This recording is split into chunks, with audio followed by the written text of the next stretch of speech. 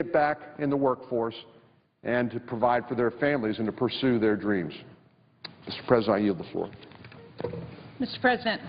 Senator from New Hampshire. Mr. President, I have 9 unanimous consent requests for committees to meet during today's session of the Senate. They have the approval of the majority and minority leaders, so I ask unanimous consent that these requests be agreed to and that these requests be printed in the record. Without objection. Thank you, Mr. President.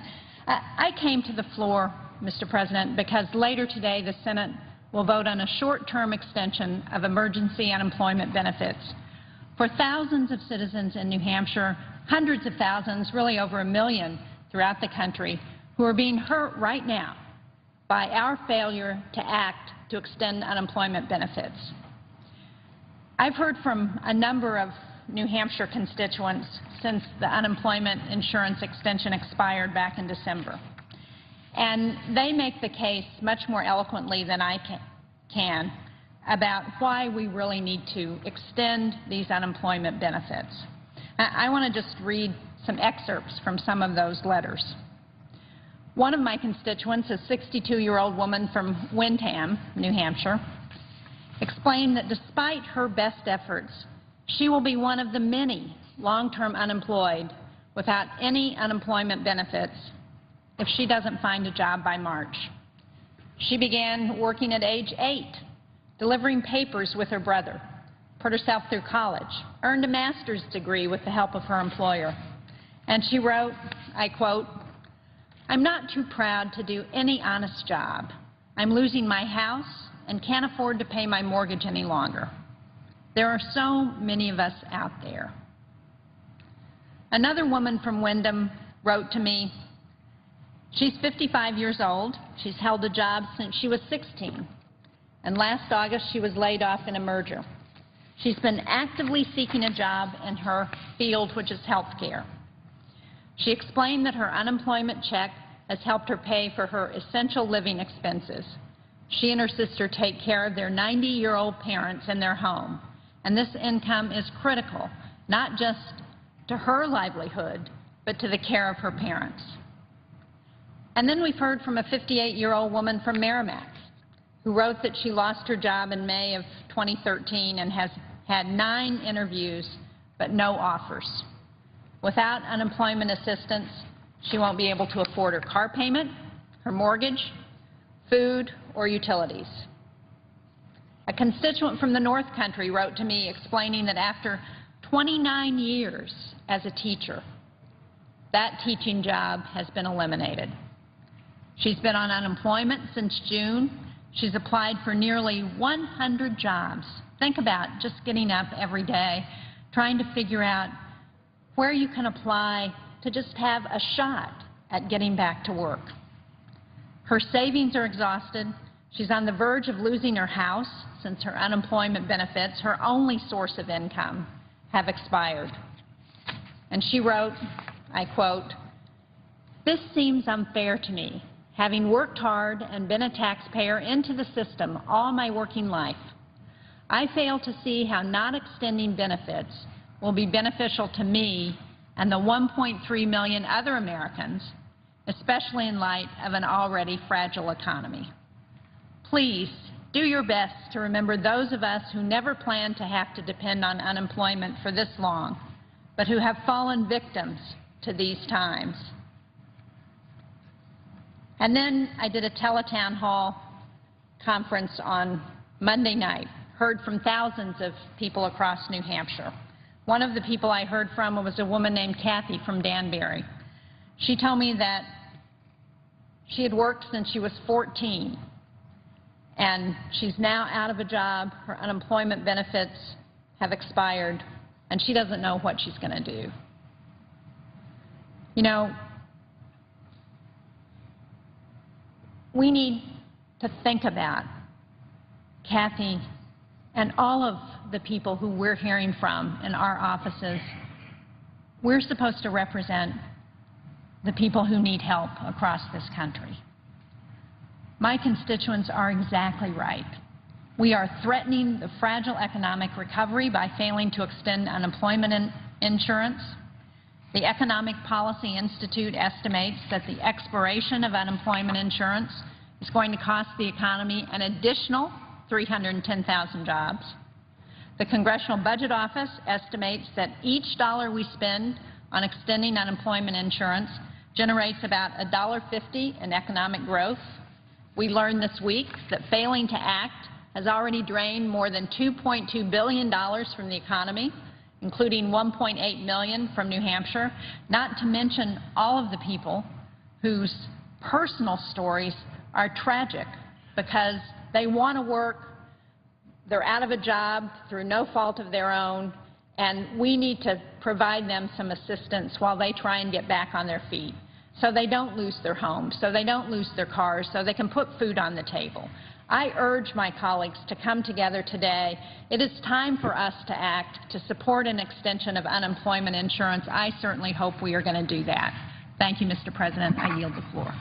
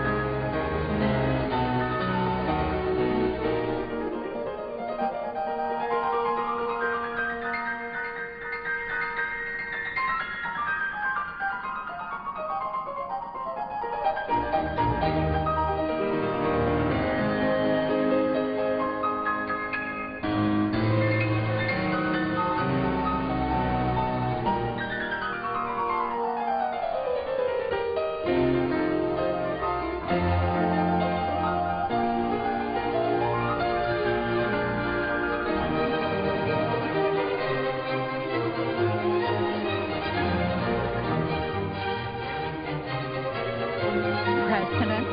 The senator from New Hampshire. Maine, excuse me. Close. Sorry about that. Forgive a Jersey guy. Mr. President, I ask unanimous consent that the senator from Pennsylvania and I be permitted to engage in a colloquy as if in morning business. Without objection. Thank you, Mr. President. Mr. President, the ongoing debate on unemployment compensation shines a spotlight on the underlying problem, and that is extremely sluggish job growth in our still lagging economy. Putting people to work is my #1 priority. As American families continue to struggle to get the jobs they need at the wages they deserve, it is more important than ever for members on both sides of the aisle to come together on legislation to promote economic growth and job creation. And that is exactly what the senator from Pennsylvania, Senator Casey, and I have done. We come to the floor today to discuss our bill to do exactly that, to create jobs, to promote our small businesses. The name of our bill is the Small Business Tax Certainty and Growth Act, which we introduced last year. Our bipartisan legislation focuses on areas of consensus that both parties can embrace to rekindle opportunity by helping small employers start up or grow and create or add good-paying jobs. Mr. President, it is often said that small businesses are our nation's job creators, and the data bear that out. According to the Bureau of Labor Statistics, small businesses generate 65% of the net new jobs that were created between 1993 and 2009. Together, America's small businesses employ nearly half of our nation's workers and generate half of our nation's GDP. Even the smallest employers have a huge impact on our economy. 18% of all private sector employees work for businesses with fewer than 20 workers. Senator Casey and I recognize that employers can't grow, they can't add jobs unless they have the money to invest in building and expanding their businesses. And that's why our bill focuses on making it easier for them to plan their capital investments and aims to reduce the burden and uncertainty of taxation, all in the name of creating jobs. Let me explain a few of the provisions of our bill. First, let me start by stating the obvious. Starting up a new business that can hire workers costs money.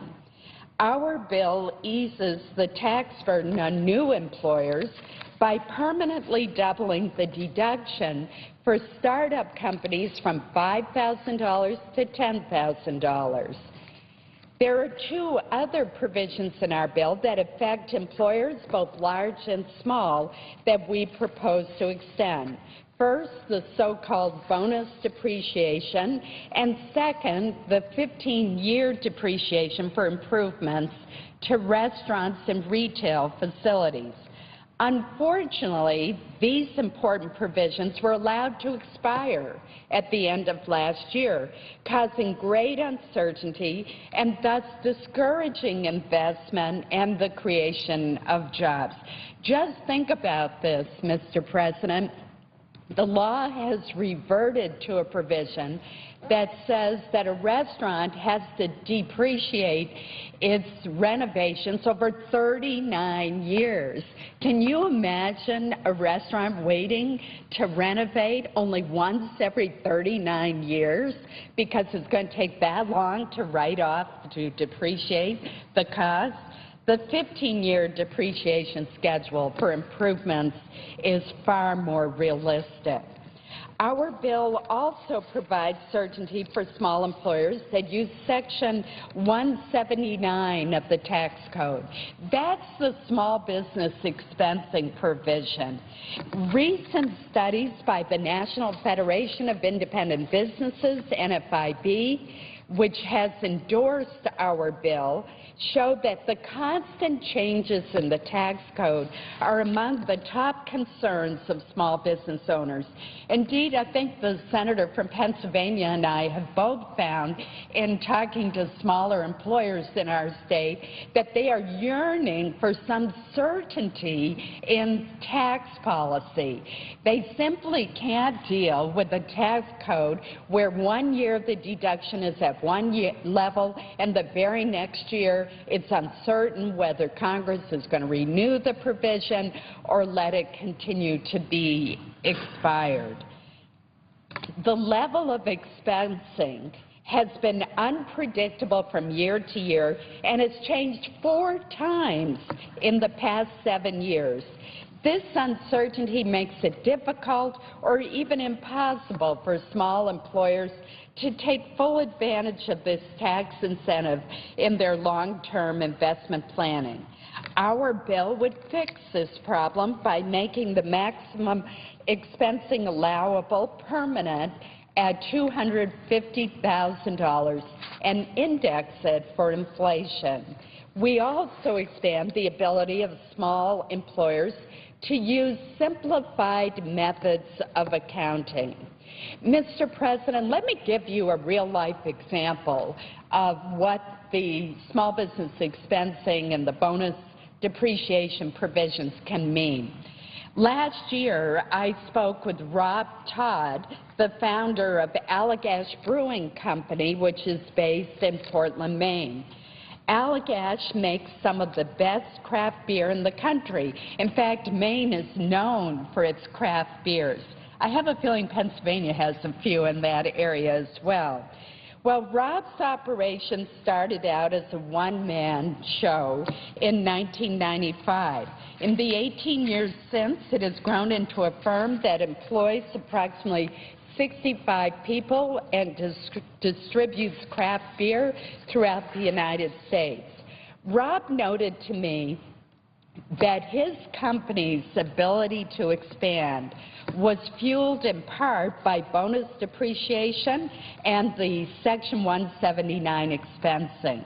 New to the craft beer business, Rob had difficulty obtaining financing on favorable terms, but these cost recovery provisions allowed him to pay less in taxes in the years he acquired the equipment needed to expand his business. Those tax savings were then reinvested in his business, thus creating jobs. So just think about that. What a difference these provisions have made to this company, which has gone from a one-man operation to employing 65 people. This economic benefit is multiplied when you consider the effect of Allagash's investment on equipment manufacturers, the transportation companies needed to haul new equipment to his brewery, the increased inventory, and the suppliers of the materials needed to brew additional beer. Mr. President, we're all too familiar with the litany of polls showing how little faith the American people have in their elected leaders and how much they want us to work together to solve our nation's problems. I've been privileged to work with Senator Casey to do exactly that. The legislation that we have introduced is neither a Republican nor a Democratic proposal. It is instead a bipartisan plan to help spur America's economy, to assist our small employers, and most of all, to create good-paying jobs. I urge my colleagues to support our bipartisan bill, and I would ask our leadership to bring this legislation to restore economic growth and job opportunity to the Senate floor for action as soon as possible. Thank you, Mr. President. I would yield to my colleague from Pennsylvania for his remarks. Mr. President. Senator from Pennsylvania. Mr. President, thank you very much. I first want to commend and salute the work that's been done already on this legislation by the senior senator from Maine, and for her leadership. Senator Collins appropriately focused on the issue of jobs and job creation. I know in our state we've got, at present, we are finally below the 500,000 unemployed number. We went many, many months where the unemployment rates went as high as, gosh, it must have been as high as 550,000 people. It went down, but it hovered around 500,000 people for far too many months. We're below that now. We're at about 443,000. Still a big number, below 7%, but just by a little bit. So job creation has to be job one for me, and I think for most of us in the Senate, if not all of us. And if that is the reality, that your number one obligation is job creation, you ought to be able to show the people you represent that you're doing something about it. And you can't do much of anything unless you can get bipartisan cooperation. And that's why I'm so grateful that Senator Collins has been willing to work with me on this legislation and to move it forward and to come together as a team to say to both of our leaders that we want to have legislative action on this bill this year.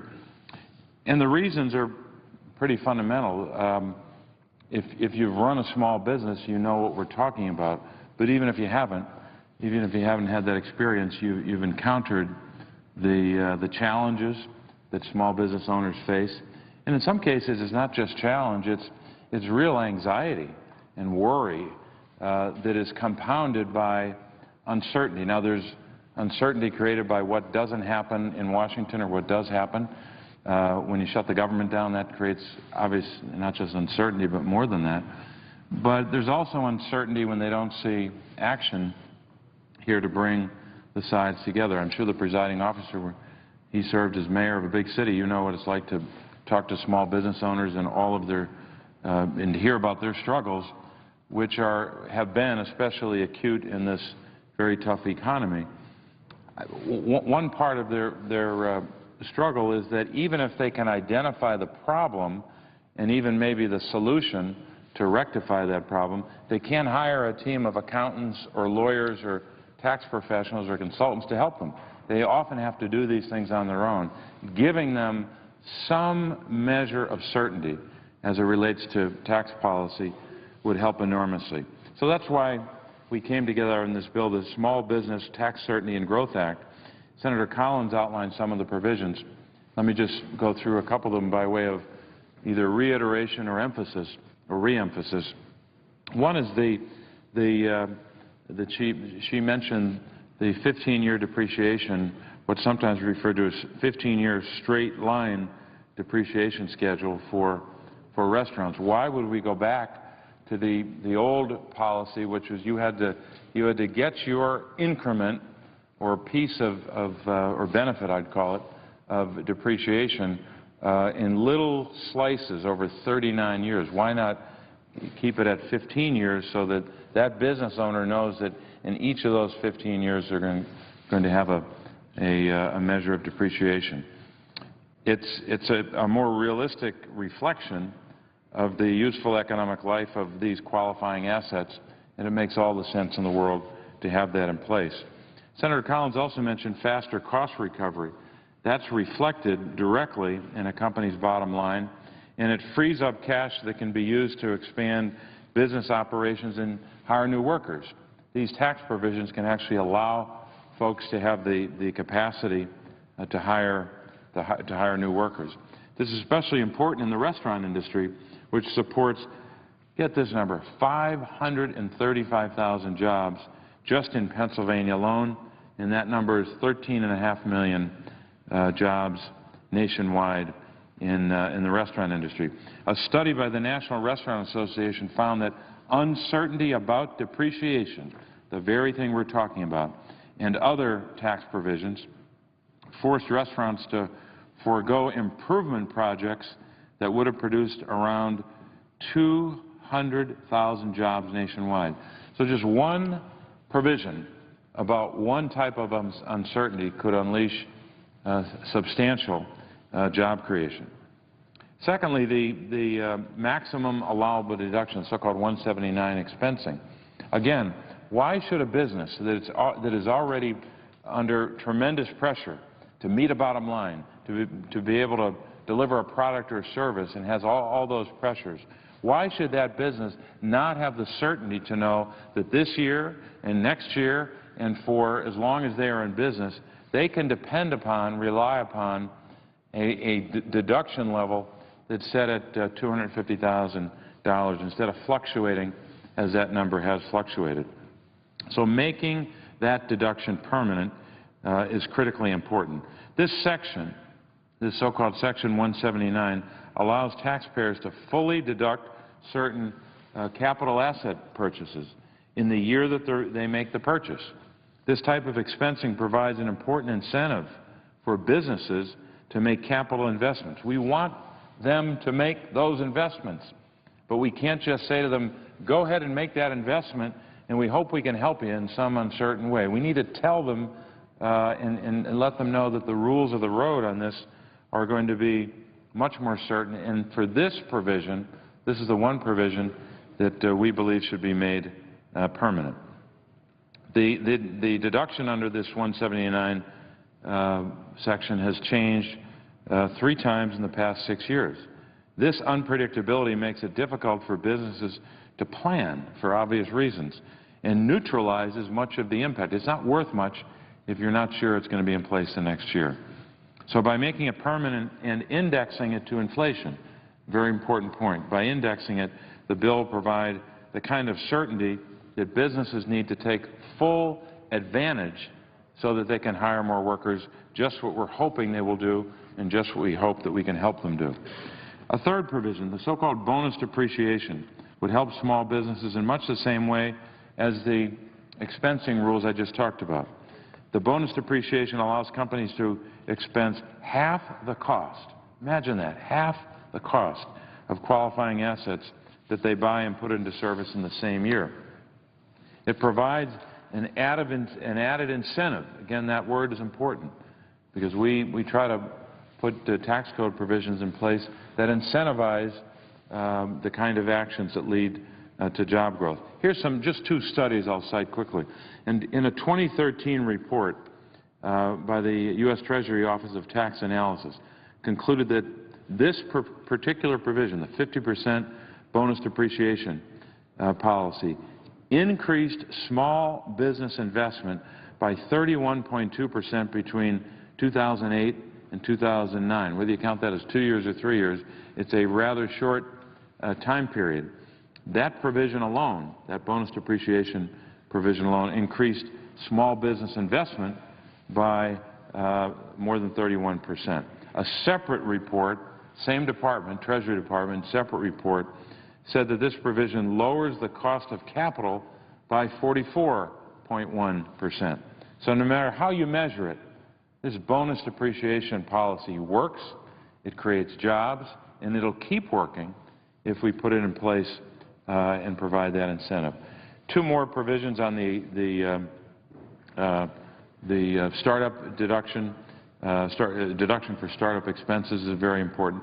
And the accounting rules, we've heard this for years, where just by doubling that threshold level for one particular type of accounting and allowing firms to have more leeway with those accounting rules, they'll have much more certainty and a much better policy. In 2010, another study by the Kauffman Foundation found that startups and young firms are responsible for most of the job growth in our economy, creating 3 million jobs per year on average. So when you add all this up, it's really about common sense.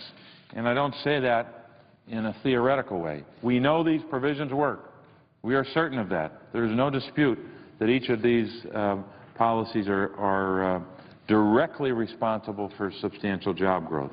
So that's the first thing we know. The second thing we know is they are supported across the board by both parties. Every member of the Senate, even the newest members, at some time or another, has either voted for one of these provisions or supported them. So it makes sense in terms of the dynamic of how to get bipartisan legislation done here.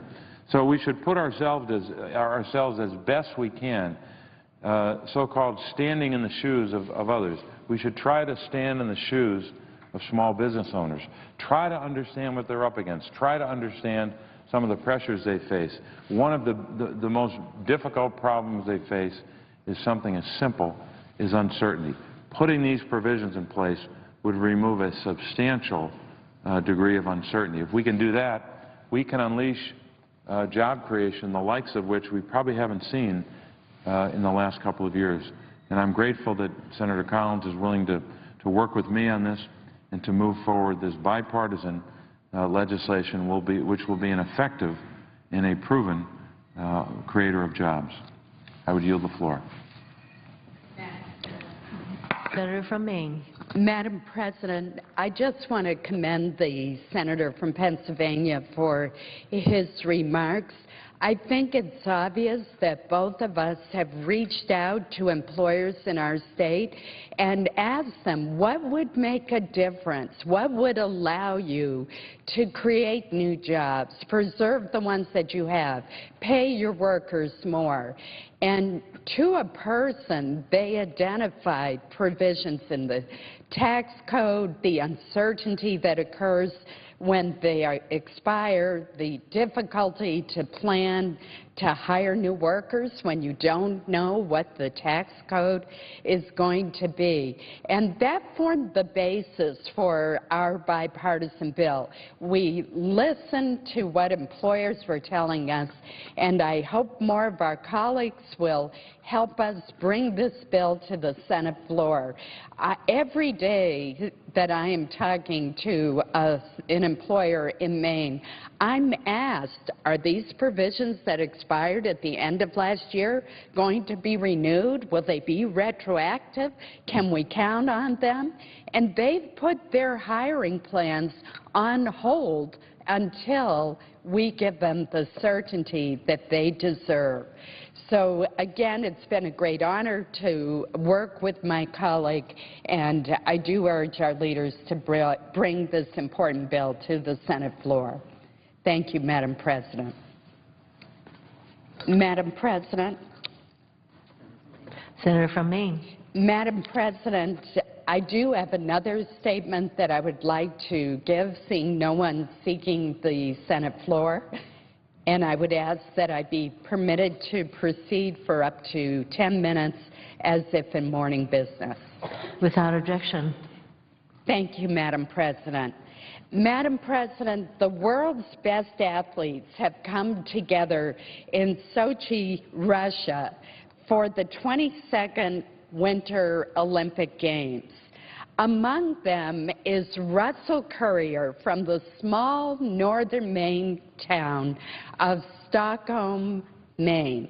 It's in Aroostook County. It's very near Caribou, where I grew up.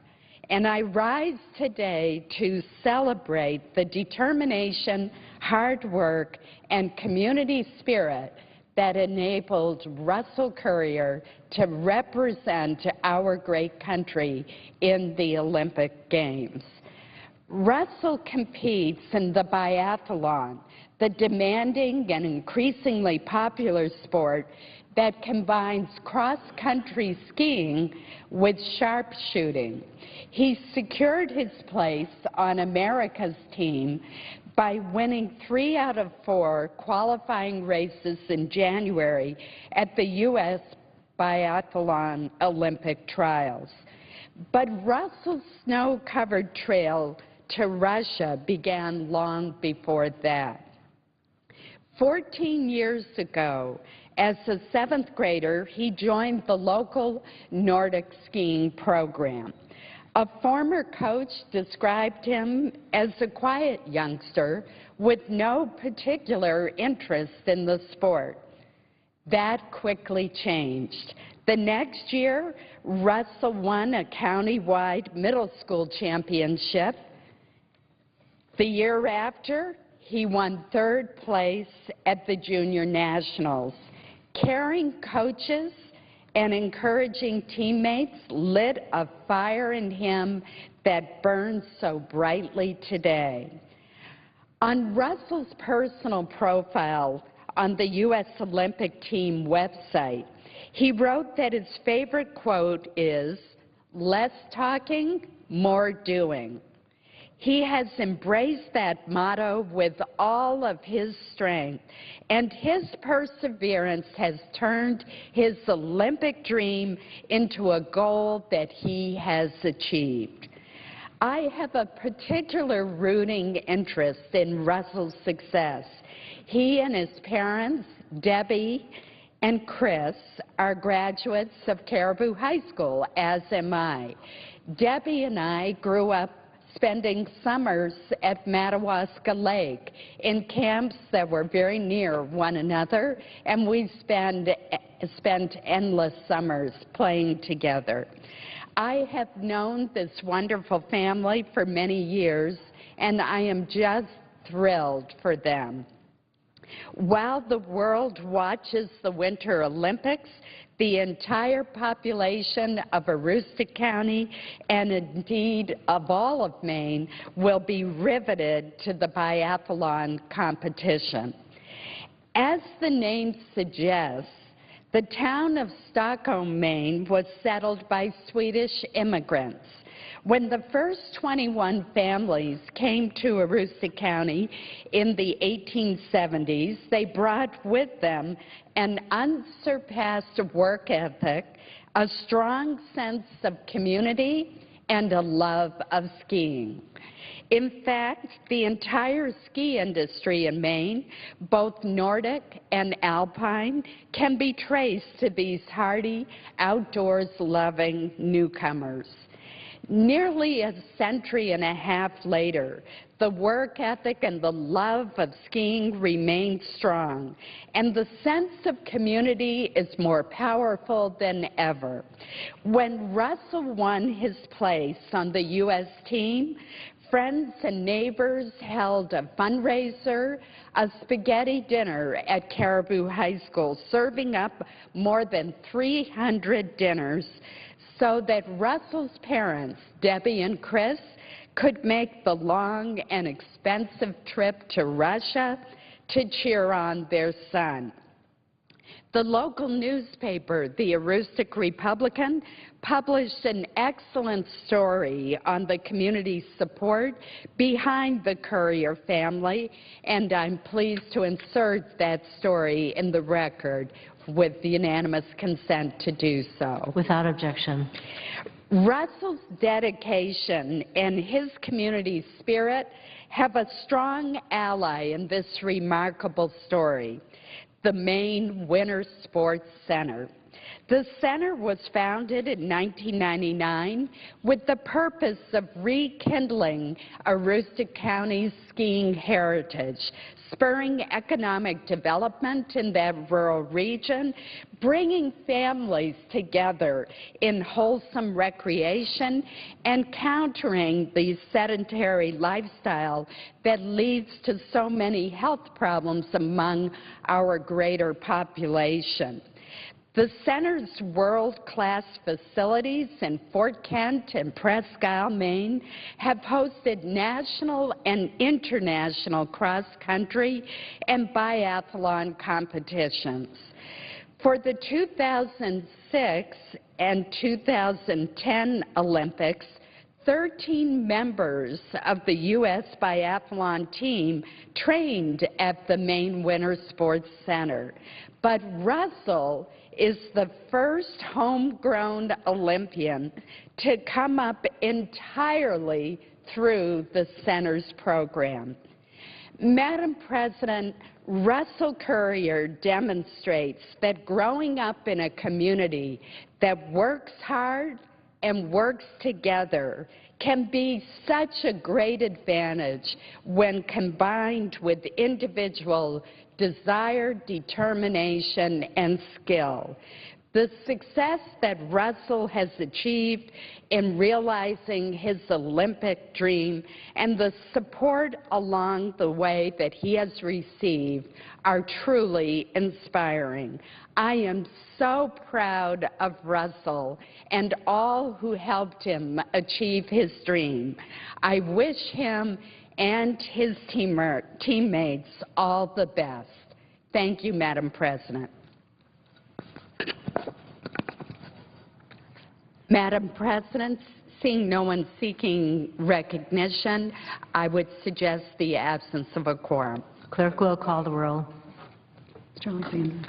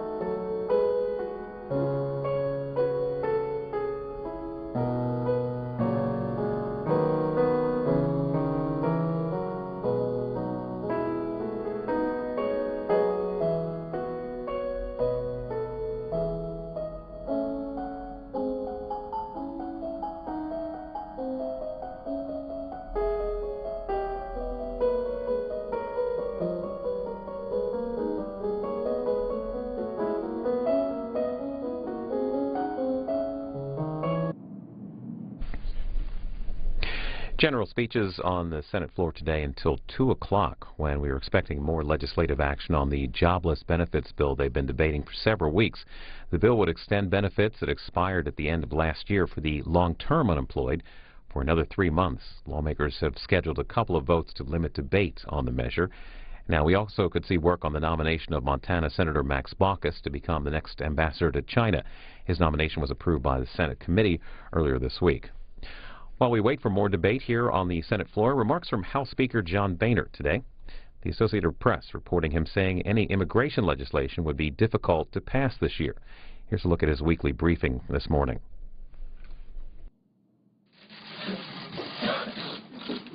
Good morning, everyone. You know, I travel around the country a lot and run into people in all corners of America and all types.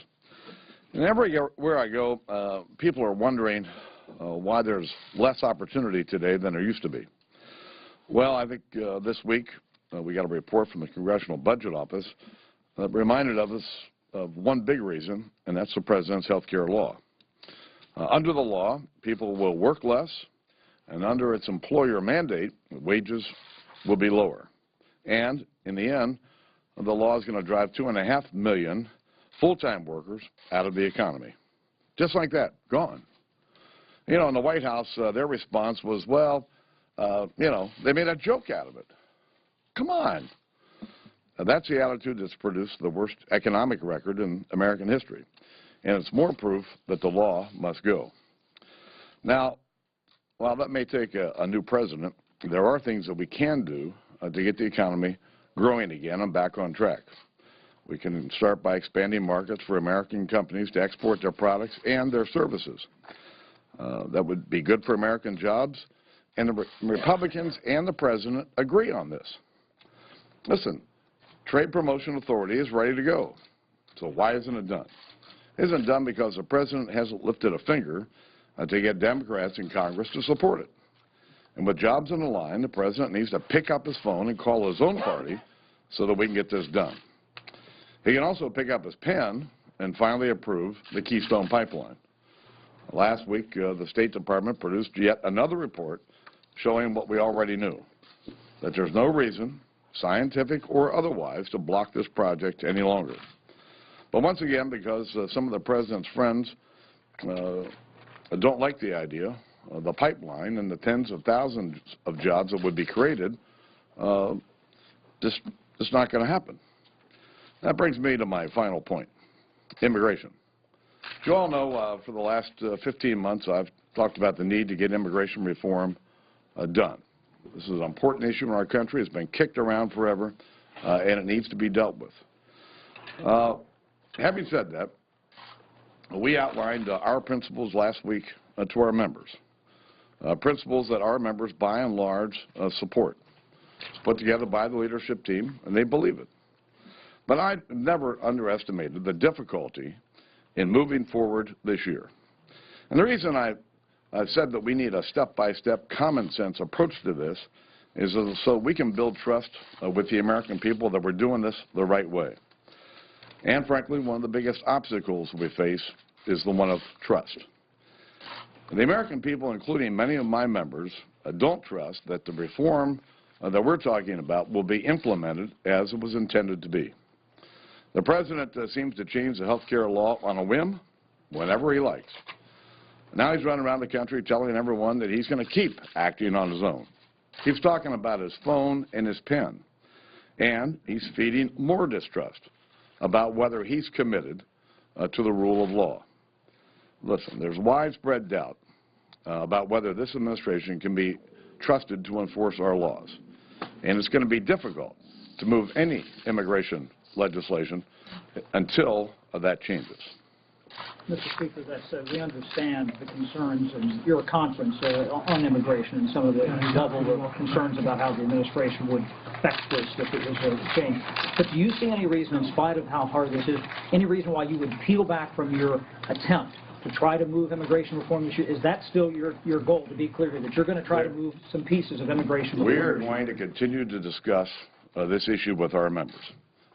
But I think the president is going to have to demonstrate to the American people and to my colleagues that he can be trusted to enforce the law as it is written. And is that the predicate, that you have to see some trust from him? Because talking about this with your members is different than moving ahead with a couple of bills on the floor. Yes, it is. And understand something. The president is asking us to move one of the biggest bills of his presidency. And yet he's shown very little willingness to work with us on the smallest of things. You know, last week we sent a letter to the president outlining 4 bills that he talked about in the State of the Union that are sitting in the United States Senate, whether it's the Skills Act, the research bill, a couple of other bills. The president could reach out and work with us on those and begin the process of rebuilding the trust between the American people and his presidency. It seemed like the president did reach out last week, welcoming the principles that you put out. Is this legislation stalled until you see something specific from the president, and what could that be? As I said, we're going to continue to talk about this with our members, but the president is going to have to rebuild the trust that the American people, my colleagues, can trust him to enforce the law the way it was written. Earlier this week, you said we'll see if any proposal on the debt ceiling could get the support of 218 Republicans. After this week, talked to a lot of people. Well, how do you feel now?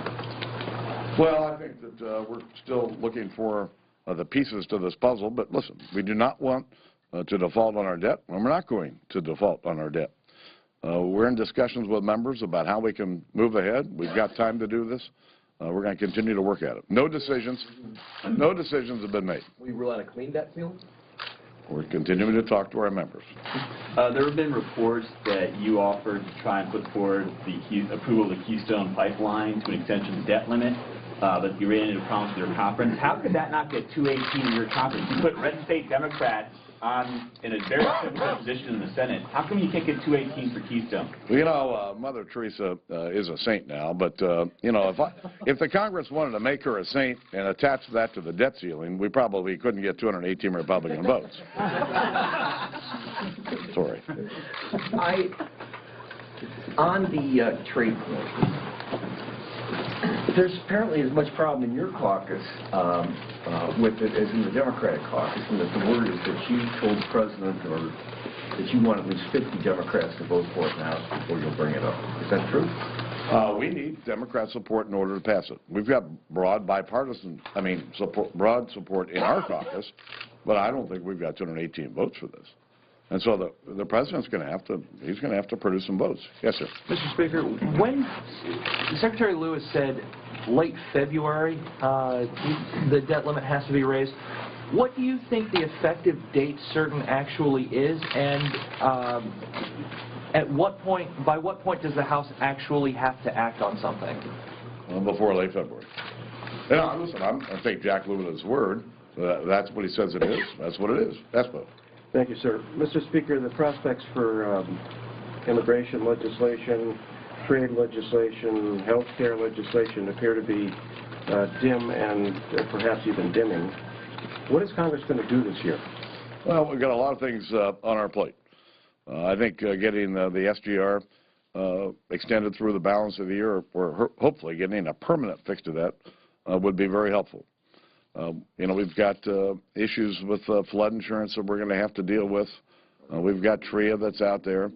But I do believe that issues like our version of how we would fix the health care insurance system is an important issue. Tax reform continues to be an important issue.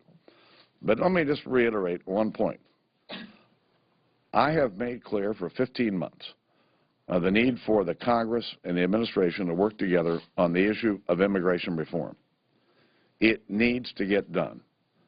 I'm going to continue to talk to my members about how to move forward, but the President is going to have to do his part as well.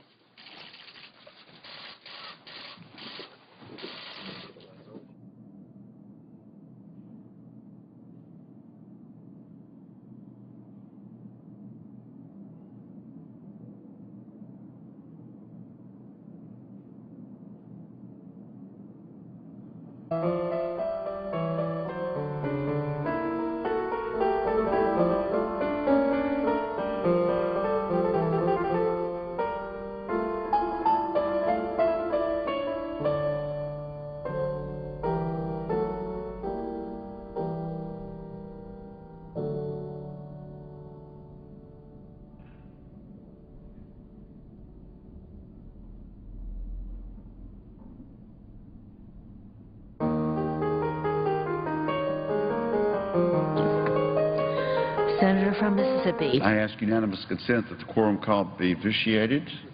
Without objection. And I ask unanimous consent to speak as if in morning business. Without objection. And before I begin discussing the subject matter, Madam President, I ask unanimous consent that 2 legislative fellows on my staff, Errol Robinson and Brandon Elsner, be granted the privilege of the floor during the remainder of this Congress. Without objection. Thank you. Madam President, I rise today to commemorate a special occasion for the Tennessee Valley Authority and the city of Tupelo, Mississippi. 80 years ago, on February 7, 1934, Tupelo, Mississippi became the first city to receive electricity from the Tennessee Valley Authority. If you visit today, you'll see the sign at the intersection of Gloucester and Main Streets proclaiming Tupelo as the first TVA City. Tupelo's connection to TVA Power has had a tremendous impact, improving the quality of life and economic well-being for residents of Tupelo, the state of Mississippi, and across the South. The success helped Northeast Mississippi become a pioneer of rural electrification. As a resident of Tupelo myself, I'm proud of the partnership that Mississippi has built with TVA over the past 8 decades. Anyone who has experienced a power outage can attest to our reliance on electricity today. It touches almost every aspect of our lives. But imagine a time when access to electricity was confined to major cities and densely populated areas. Luxuries such as the radio, the washing machine, and the refrigerator were known only to those who lived in cities because it was not profitable for energy companies to provide electricity to rural areas. In those days, the difference between life with electricity and life without it was so great that a large migration was taking place from rural to urban areas. Already impoverished regions of the country were at risk of lagging even further behind. Like much of the rural South, Mississippi struggled with restricted access to electricity and the economic limitations it perpetuated. It became clear that improving rural life depended on access to electricity. By 1930, nearly 85% of homes in large urban areas had electrical service, but barely 10% of rural homes had the same access. In Mississippi, only 1.5% of farm homes had electricity, the lowest in the country. The creation of TVA was a game changer. As America spiraled into a devastating depression, Mississippi Congressman John Rankin worked with Nebraska Senator George William Norris to improve and expand rural electrification. The result of their efforts was the TVA Act, passed by Congress on May 18, 1933, and TVA began serving Mississippians in 1933 and powering Tupelo in 1934. The goal was simple: to improve the living and economic conditions of 7 southeastern states. By providing affordable electricity to rural communities, TVA was an important economic boost, delivering a needed commodity to one of the country's poorest regions. Tupelo's proximity to the Wilson Dam on the Tennessee River enabled it to become the first TVA city in 1934, allowing its residents to purchase electricity at some of the most affordable rates in the country. This completely revolutionized life for the citizens of Tupelo and even more Mississippians as TVA expanded. About 50 miles north of Tupelo, the town of Corinth, Mississippi, was also at the forefront of rural electrification, proving that an electric power cooperative could work. In McPeter's Furniture Store, the Corinth experiment led to the creation of the Alcorn County Electric Power Association, the first electric power cooperative in the United States. In November of 1934, Madam President, President Franklin Delano Roosevelt came to Northeast Mississippi, stopping in Corinth and Tupelo. We still talk about that visit today. The effort and dedication of the communities in Northeast Mississippi paid off. From 1930 to 1940, the number of farm homes in the state with electricity skyrocketed from 4,792 to 27,670. Today, TVA provides reliable, clean, low-cost energy to more than 332,000 households in Mississippi. The TVA of 1934 is much different from the Tennessee Valley Authority of 2014. 80 years ago, hydroelectric dams provided TVA's power. Since then, TVA has developed coal, nuclear, natural gas, and renewable energy, all of the above, serving approximately 9 million customers in 7 states.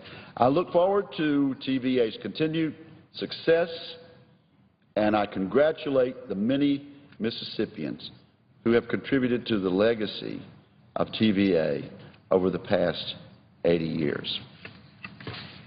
And, Madam President, I yield the floor and note the absence of a quorum. Clerk will call the roll. Mr. Alexander.